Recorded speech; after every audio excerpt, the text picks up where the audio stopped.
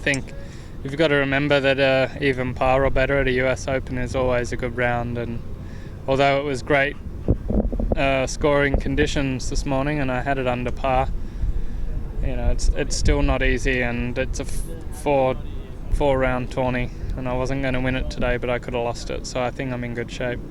That's the sort of thing you do when you get under par 2. You still keep thinking about that 70 score in the US Open being over. Well, you have to think about the big picture. It wasn't just about today, but it was a good day to take advantage, and I set myself up for it. But just let a couple slip with a couple poor shots, but it was all pretty good stuff overall.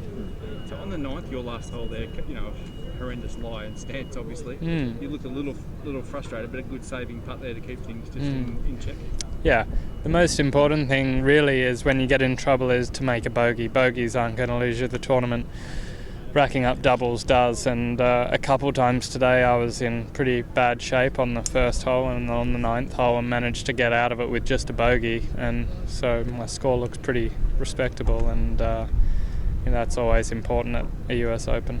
When you start rolling in those putts, like 20 footer on the second maybe, that's got to feel good, Yeah, absolutely. They're the bonuses here this week, because really once you get outside that 15-foot range, you can't be too aggressive on these greens, because you don't want to leave yourself a lot of 5 and 6 footers, and they're not the smoothest, and that'll make for a long day, and you can hit a lot of good putts that won't go in from there. So you've just got to be a little careful and a little patient, and hopefully a few will drop, but then leave yourself not much work. And how'd it feel having the band back together?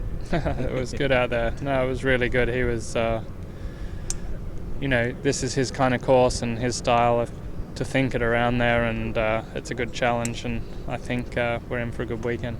He must have liked you bringing him back on a nice flat track like this after a few months. Yeah, he would never admit that he's feeling sore.